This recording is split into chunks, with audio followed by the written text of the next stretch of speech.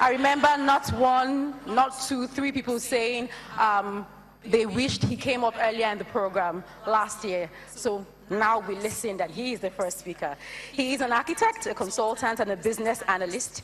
He is presently the head consultant at IntelServe, a Canadian company which focuses on business process reengineering, business intelligence, and analysis. He holds a master's degree in architecture, and he is a graduate of the Telford School of Management and Center for Executive Leadership from University of Ottawa, Canada. He is also the director of a real estate company, and he researches and writes on development and economic subjects. He has consulted for notable Canadian companies and is helping diagnose problems and preferring appropriate solutions for growth and profitability. Today, he is speaking at the platform on a topic, education funding and its socio-economic impact. Please join me as we give a platform welcome to Roman Oseghale.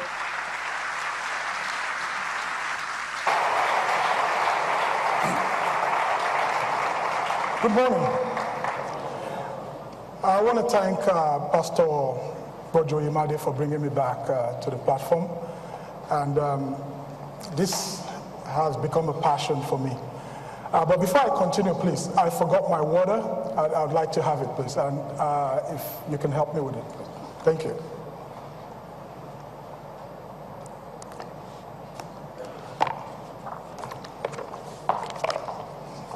Thank you.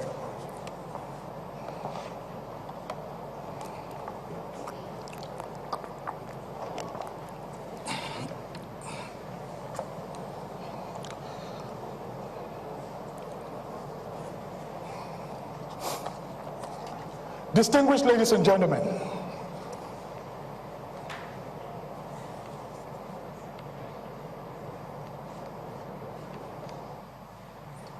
someone needs to help me with this, please.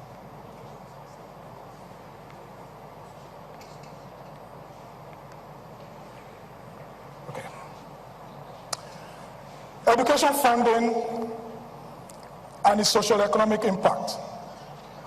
The late Nelson Mandela once said, education is the most powerful weapon which you can use to change the world. End of quote. Across the world today, countries know, and those that do not know are starting to realize that the youths are the most strategic assets of the country. Hence, governments invest to ensure and secure not only their future, but also the future of the country.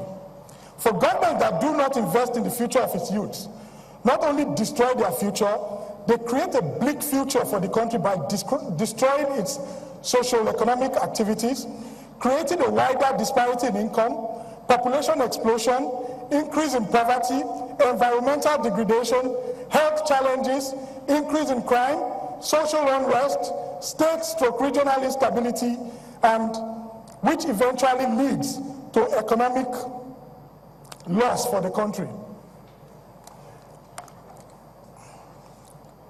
It is said that for there to be economic prosperity, there must be economic growth, social inclusion, and environmental sustainability. That was why John Dewey said, and I quote, "Education is not preparation for life. Education is life itself." End of quote. Our problem stems from the fact that we may not understand the concept of education, and that education goes beyond institution where knowledge is obtained. Degrees and certificates are issued, and a tool that gets a child out of poverty.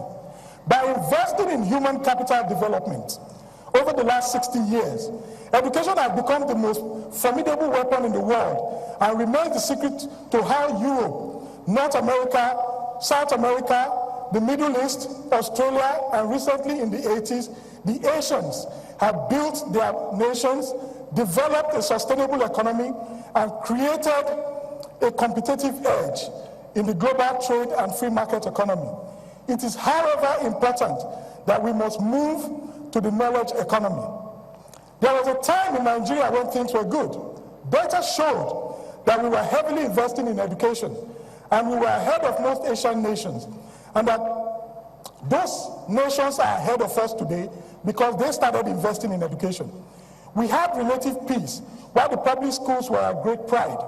The lifeblood of any socio-economic system is education, and the lifeblood of education is funding. Data show that as we stop funding and investing in education, the socio-economic activities of the country started falling apart, creating a threat to both social and economic stability of the country.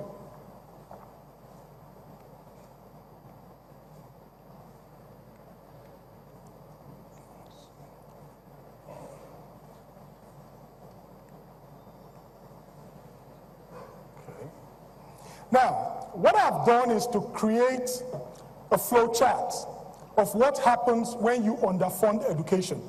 And from the flow chart, you can understand how one process affects the other. There is nothing in nature that happens and just happens on its own. It must be triggered by something. So we're going to look at the fall in per capita income and how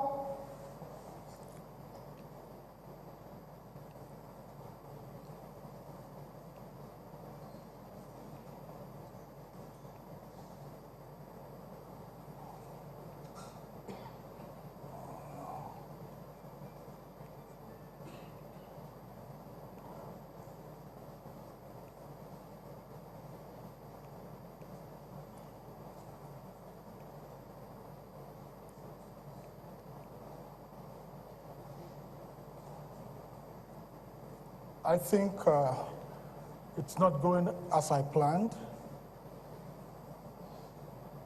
Sorry, I need some help with this, please. Who's in charge?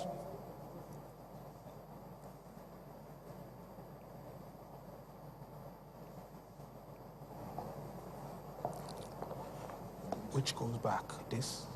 And this goes forward? Yeah, this goes forward, this goes back. Okay.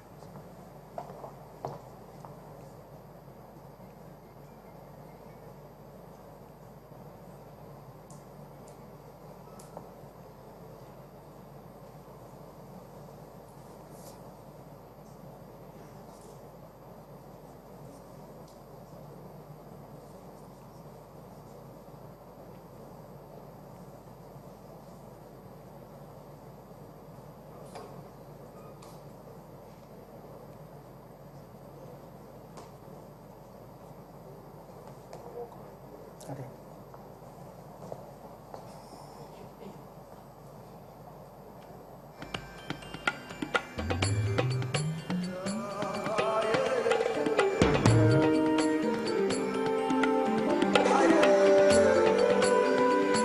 So how does underfunding education lead to economic loss for the country?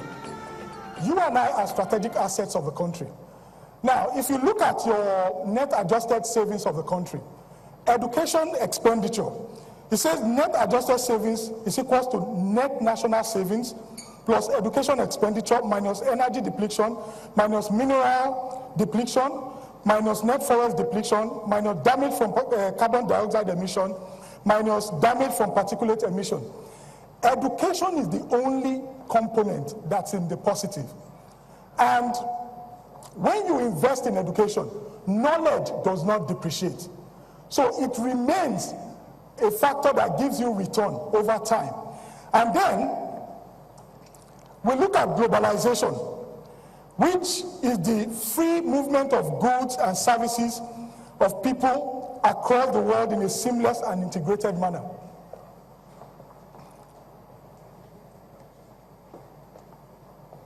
So when you do not invest in education, the implication is that you cannot compete globally. And as you cannot compete globally, your country starts to become a dump yard. If you invest in education, you are able to come up with patented goods that you can export, and at the same time, you can go into other countries to manufacture.